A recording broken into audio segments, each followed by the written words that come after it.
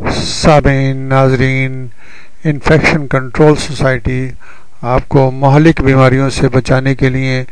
آپ کو انفیکشن سے بچانے کے لیے مضامین آپ کی سماعت کے لیے پیش کرنا چاہتی ہے، جس سے معلومات حاصل کر کے آپ اپنی زندگی کو بچا سکتے ہیں اور ان خطرناک مسائل سے بچ سکتے ہیں جو آج کل ہمارے شہر میں موجود ہیں۔ نگلیریا فلوری جو کہ ایک خطرناک بیماری پیدا کرتا ہے، جس کا شکار ہو کر بے شمار افراد اپنی زندگی کی بازی ہار چکے ہیں، اور اس سے بچنا انتہائی ضروری ہے۔ اس کے بارے میں ہم آپ کو معلومات دینا چاہیں گے کہ یہ کیا ہے۔ ایک مضمون آپ کی سماعت کے لیے پیش کیا جا چکا ہے، مزید معلومات ہم آپ کو دینا چاہیں گے۔ کراچی میں اس مہلک دماغی انفیکشن کے واقعات پہلی بار سامنے نہیں آئے ہیں۔ تقریباً ایک سال پہلے سپٹمبر 2011 میں آغا خان یونیورسٹی کی طرف سے کی جانے والی ایک ریسرچ میں بتایا گیا تھا کہ گزشتہ سال کے عرصے میں آغا خان اور لیاقت نیشنل ہاسپٹل میں پرائمری ایمیبک میننگو انکفلائٹس کے 13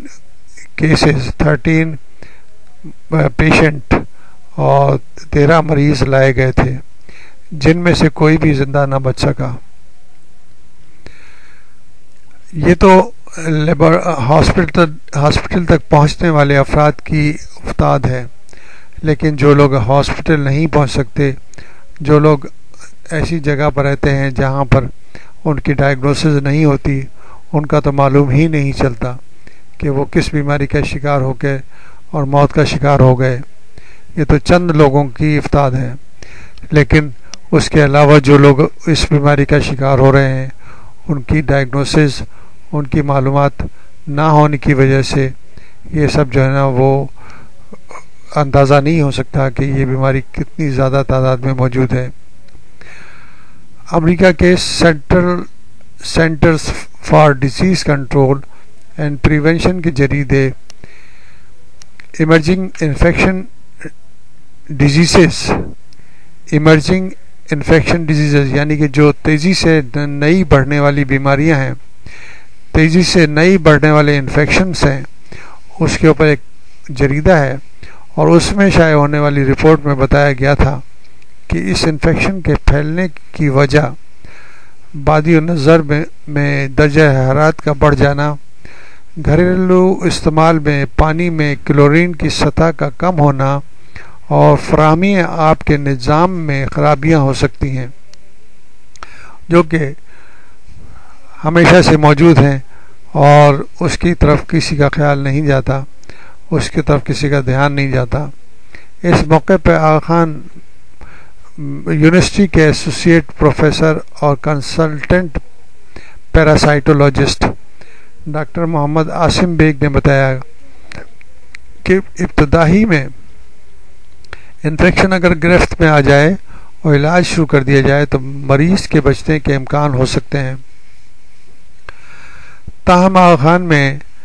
خان ہاسپٹل میں جتنے بھی مریض لائے گئے تھے وہ ایڈوانس اسٹیج میں تھے۔ اس مرض کی درست تشخیص ڈائگنوسس بھی ایک مشکل مرحلہ ہے، کیونکہ اس کی بہت سی علامتیں گردن توڑ بخار یعنی کہ میننجائٹس اور مرکزی اعصابی نظام کو متاثر کرنے والے دیگر امراض سے ملتی جلتی ہیں، اور بیشتر اسپتالوں میں لیبارٹری ٹیسٹ کا معقول انتظام بھی نہیں ہوتا۔ انہوں نے کہا کہ جن 13 یا 13 پیشنٹس کو ان دونوں اسپتالوں میں داخل کیا گیا تھا وہ سب کراچی کے رہائشی تھے، سوائے ایک کے تمام مرد تھے۔ ان کی عمریں 16 سال سے 64 سال کے درمیان تھیں۔ زیادہ تر مخصوص جرثومہ ناک کے راستے دماغ تک پہنچتا ہے۔ نوجوان بالغ افراد تھے۔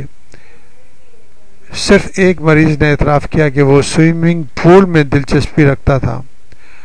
مریضوں کی رہائش گاہوں میں لگے نلکوں کا پانی بھی چیک کیا گیا، جن میں جراثیم کی موجودگی ظاہر ہوئی تھی۔ یعنی کہ ان کے گھر کے پانی جو ہیں وہ آلودہ ہیں، جس سے یہ اندازہ ہوتا ہے کہ جو پانی سپلائی کیا جا رہا ہے سٹی گورنمنٹ کی طرف سے وہ انتہائی آلودہ ہے۔ خان کی اس ریسرچ رپورٹ میں یہ خدشہ ظاہر کیا گیا تھا کہ بلدیہ کراچی کی جانب سے پانی فراہم کیے جانے والے پانی میں نیگلیریا فلوری امیبا موجود ہے۔ علاوہ جن 2 جھیلوں سے شہر کو پانی فراہم کیا جاتا ہے ان کو فلٹر کرنے یا کلورین سے صاف کرنے کا معقول انتظام نہیں ہے۔ علاوہ اکثر پینے کے پانی کی لائن میں گٹر لائن، سیوریج لائن کے پانی کے شامل ہونے کی اطلاعات بھی سامنے آتی رہتی ہیں۔ اس قسم کے حالات میں اس امیبا کو پھلنے پھولنے کا موقع ملتا ہے۔ اگر پانی کی سپلائی لائن کو معائنہ کیا جائے تو اندازہ ہو سکتا ہے کہ جگہ جگہ سے پانی کی سپلائی لائن کو توڑ دیا جاتا ہے اور وہاں سے رسنے والے پانی سے میں بچے جو ہیں اور بڑے جو ہیں وہاں پر کپڑے وغیرہ دھوتے ہیں، مویشیوں کو پانی پلاتے ہیں اور اسی پانی سے نہانے وانے کا انتظام بھی کرتے ہیں اور گھر کے اندر بھی وہ لے جایا جاتا ہے، تو وہ انتہائی آلودہ پانی ہوتا ہے کیونکہ وہ رسنے والا پانی میں اس رسنے والے پانی میں سیوریج بھی شامل ہو جاتی ہے۔ تو اس قسم کے جو معاملات ہیں بہرحال لوگوں کو اپنے انفیکشن کی وجہ سے موت کا سبب بن رہے ہیں۔ کراچی میں پرائمری امیبک میننگو انکفلائٹس کے حالیہ کیسز سامنے آنے کے بعد سندھ کے وزیر صحت ڈاکٹر صغیر احمد نے شعبہ صحت کے افسروں پر مشتمل ایک تحقیقاتی ٹیم تشکیل دے دی ہے جو حالیہ اموات کی تحقیقات کرے گی۔ ان سے یہ بھی سفارش کی گئی ہے کراچی کے مضافات میں قائم فارم ہاؤسز اور سوئمنگ پولز کا سروے کر کے